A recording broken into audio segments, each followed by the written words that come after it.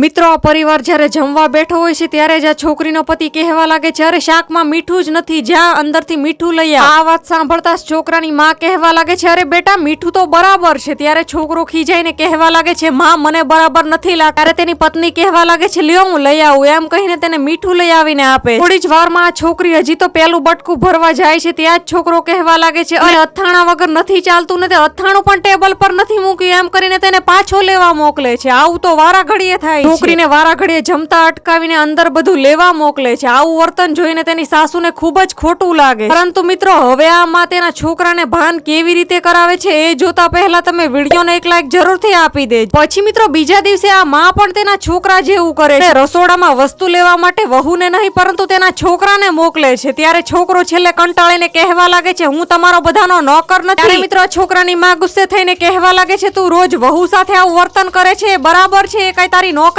નથી પરંતુ ઘરની વહુ છે। એટલે મિત્રો છોકરાને પોતાની ભૂલ સમજાઈ જાય।